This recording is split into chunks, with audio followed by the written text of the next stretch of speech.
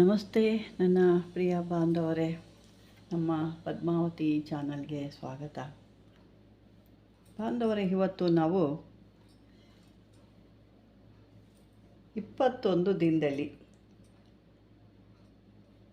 ಹನುಮಂತನ ಸಾಧನೆ ಮಾಡ್ಕೊಳ್ಳೋದು ಯಾಕೆ ಅನ್ನೋದು ನಾವು ನೋಡೋಣ. ಸಾಧನೆಗೆ ನಮಗೆ 21 ದಿನ ಮಾಡಬೇಕಾಗುತ್ತೆ. ಅದು ಕೆಲವು ಅನುಷ್ಠಾನ ಕೂಡ ಇರುತ್ತೆ. ಅನುಷ್ಠಾನ ಅಂದರೆ ನೀವು ಮಾಡುವಂಥ ವಿಧಿ ವಿಧಾನಗಳು ಕೂಡ ಇರುತ್ತೆ. ಇದಕ್ಕೆಲ್ಲ ಕೆಲವೊಂದು ಬ್ರಹ್ಮಚಾರ್ಯ ಪ್ರಾರಂಭ, ಇದೊಂದು ಬ್ರಹ್ಮಚಾರ್ಯ ರೀತಿ ಇರಬೇಕು. ಯಾವುದೇ ರೀತಿ ಮಧು ಮಾಂಸ ಎಲ್ಲ ತಿನ್ನಬಾರ್ದು, ಹೆಣ್ಣು ಮಕ್ಕಳನ್ನ ಕಣ್ಣೆತ್ತಿ ನೋಡಬಾರ್ದು, ಹೆಂಡತಿನೇ ಆಗಲಿ ಯಾರೇ ಆಗಲಿ ಒಂದು ತಂಗಿ ರೀತಿ ಅದನ್ನು ನೋಡಬೇಕು, ಅಕ್ಕ ತಂಗಿ ರೀತಿ ತಾಯಿ ರೀತಿ ನೋಡಬೇಕಾಗತ್ತೆ. ಕೆಟ್ಟು ಭಾವನೆಗಳು ಮನಸ್ಸಲ್ಲಿ ಬರಬಾರ್ದು. ಇಂಥದ್ದೆಲ್ಲ ಇಟ್ಕೊಂಡು ನೀವು ಬ್ರಹ್ಮಚಾರ್ಯ ಪಾಲನೆ ಮಾಡಿ ಈ ಅನುಷ್ಠಾನ ಯಾವುದೇ ಒಂದು ವಿಧಿ ವಿಧಾನವಾಗಿ ನೀವು ಮಾಡಿದಾಗ ನಿಮಗೆ 21 ದಿವಸದಲ್ಲೇ ಹನುಮನ ಒಂದು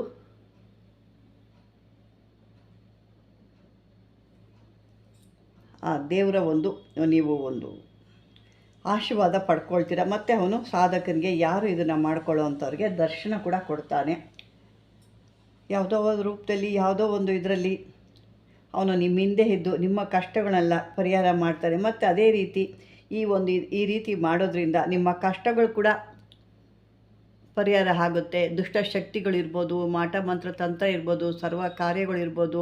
ಕೆಲವರು ನಮ್ಮ ಕೆಲಸಗಳೇ ಆಗ್ತಾ ಇಲ್ಲ ಅಂತಾರೆ, ಯಾಕೆಂದರೆ ಅಲ್ಲಿ ಕೆಲವು ದೃಷ್ಟಿಗಳಿರ್ಬೋದು, ತಂತ್ರ ಮಂತ್ರದಿಂದ ಆಗಿರ್ಬೋದು. ಇದೆಲ್ಲ ಆದಾಗ ಪಾಪ ಅವರು ಎಷ್ಟೇ ಪ್ರಯತ್ನ ಪಟ್ಟರು ಹಣಕಾಸು ಖರ್ಚಾಗ್ತದೆ ಹೊರತು ಯಾವುದೇ ಅವ್ರ ಕೈಯಲ್ಲಿ ಹಣಕಾಸು ನಿಲ್ಲೋದಿಲ್ಲ.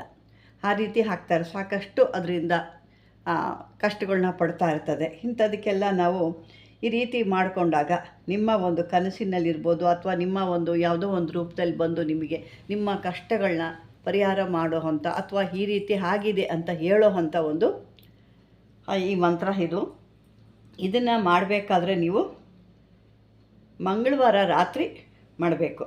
ಈ ಅನುಷ್ಠಾನ ಮಾಡಬೇಕಾದ್ರೆ ಮಂಗಳವಾರ ರಾತ್ರಿ ಪ್ರಾರಂಭ ಮಾಡಬೇಕಾಗುತ್ತೆ. ಅಥವಾ ಒಂದು ಮಿನಿಮಮ್ ಅಂದರೆ ಒಂದು ಕನಿಷ್ಠ ಪಕ್ಷ ಅಂದರೆ 10 ಮಾಲೆ ಹಾಕಬೇಕಾಗುತ್ತೆ.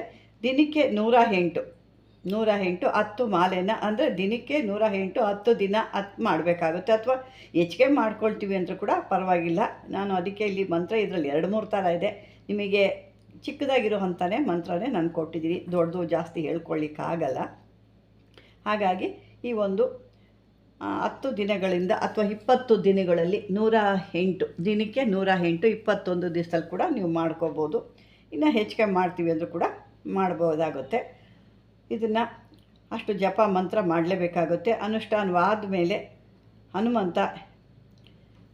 ಹನುಮನ ಒಂದು ದೇವಸ್ಥಾನಕ್ಕೆ ಹೋಗಿ ನೀವು ಅಲ್ಲಿ ಒಂದು ಪೂಜೆ ಕೊಟ್ಟು ಅವನಿಗೆ ತುಳಸಿ ಅಥವಾ ಕೇಸರಿ ಕೊಡಬೇಕಾಗುತ್ತೆ.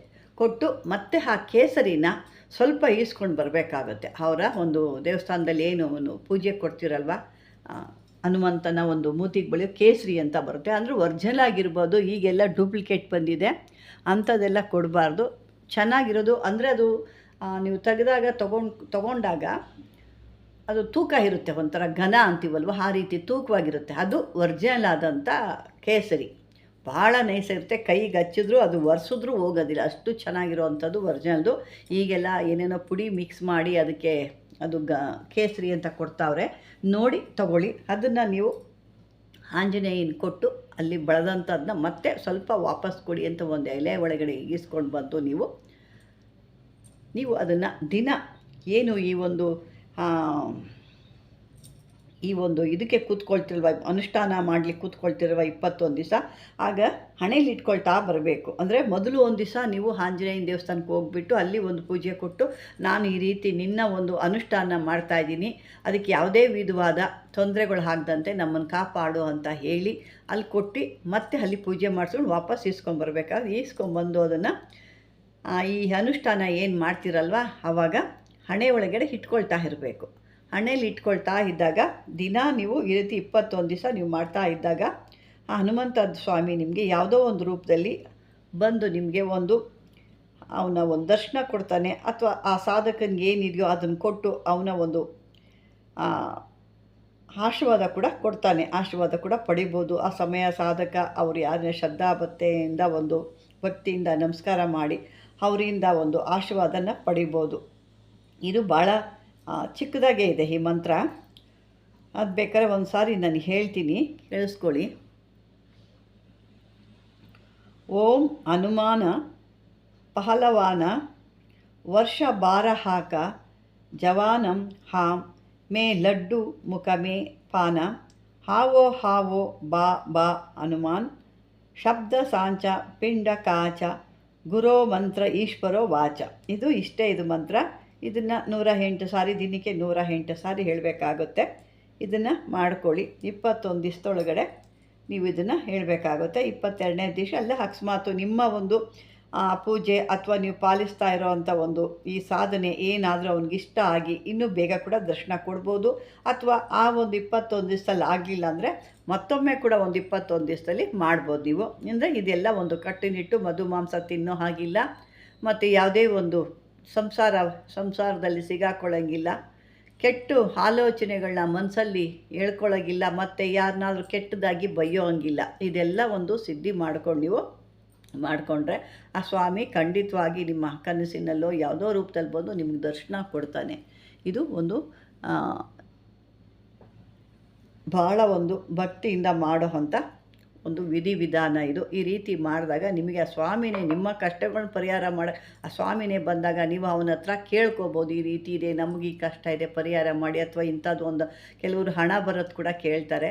ಅಂದರೆ ಸಿದ್ಧಿ ಮಾಡ್ಕೊಂಡ ಮೇಲೆ ನೀವು ಯಾವ ಕೆಲಸ ಆದರೂ ಮಾಡ್ಬೋದು. ಆ ಸ್ವಾಮಿನ ನೆನೆಸ್ಕೊಂಡು ಪ್ರತಿಯೊಂದು ಕೆಲಸ ಕೂಡ ಮಾಡ್ಬೋದು. ಇದಕ್ಕೆ ಇನ್ನೂ ಸಾಕಷ್ಟು ಇದೇ ರೀತಿ ಹನುಮಾನ 21 ದಿವಸದಲ್ಲಿ ಅಥವಾ 9 ದಿವಸದಲ್ಲಿ 11 ದಿವಸದಲ್ಲಿ ಸಿದ್ಧಿ ಮಾಡ್ಕೊಳ್ಳೋ ಅಂಥದ್ದು ಕೂಡ ಇದೆ ಕೆಲವೊಂದು. ಹಾಗಾಗಿ ಈಗ ಇದನ್ನು ನಿಮಗೆ ಸಾಧ್ಯ ಆದರೆ ಮಾಡ್ಕೊಳ್ಳಿ. ಒಂದು ಸಾರಿ ಆಗಿಲ್ಲ ಅಂದರೆ ಮತ್ತೊಮ್ಮೆ ಕೂಡ ಒಂದು ಪ್ರಯತ್ನ ಮಾಡ್ಬೋದು. ಯಾಕೆ ಅಂದರೆ ಭಾನುವಾರ ಹುಣ್ಣಿಮೆ ಇದೆ ಮತ್ತು ಪುಷ್ಯ ನಕ್ಷತ್ರ ಕೂಡ ಇದೆ. ನೀವು ಇದನ್ನು ಮಾಡ್ಕೋಬೋದು ಅವತ್ತು. ಯಾಕೆಂದರೆ ಮಂಗಳವಾರ ಇದೆ ಅಂತ ಹೇಳಿದ್ದೆ, ಮಂಗಳವಾರ ಕೂಡ ಮಾಡ್ಬೋದು. ಮತ್ತು ಇದು ಪುಷ್ಯ ನಕ್ಷತ್ರ ಇರೋದ್ರಿಂದ ಅವತ್ತು ಕೂಡ ಮಾಡ್ಬೋದು. ಇದಕ್ಕೆ ಈ ಜಪಮಾಲೆ ಯಾವುದಾದ್ರು ಹಾಕ್ಬೋದು. ಜಪಮಾಲೆ ಇಂಥದ ಅಂಥದ ಅನ್ನೋಂಗಿಲ್ಲ. ಜಪಮಾಲೆ ನಿಮ್ಗೆ ಯಾವುದು ಇರುತ್ತೋ ಅದನ್ನೇ ನೀವು ಶುದ್ಧವಾಗಿ ಅದನ್ನು ರೆಡಿ ಮಾಡ್ಕೊಂಡು ನೀವು ಮಾಡ್ಕೋಬೋದು. ಬಾಂಧವರೇ, ಈ ರೀತಿ ಮಾಡಿಕೊಂಡು ನಿಮ್ಮ ಕಷ್ಟಗಳನ್ನು ಪರಿಹಾರ ಮಾಡಿಕೊಂಡು ಈ 21 ದಿವಸದಲ್ಲಿ ಆ ಒಂದು ಹನುಮಂತನ ಸಿದ್ಧಿ ಮಾಡ್ಕೊಳ್ಳಿ ಅಂತ ಹೇಳ್ತಾ, ಈ ಒಂದು ವಿಡಿಯೋ ನಿಮ್ಗೆ ಇಷ್ಟವಾದರೆ ಲೈಕ್ ಮಾಡಿ, ಶೇರ್ ಮಾಡಿ, ಸಬ್ಸ್ಕ್ರೈಬ್ ಮಾಡ್ಕೊಳ್ಳಿ. ಧನ್ಯವಾದಗಳು ಬಾಂಧವರೇ.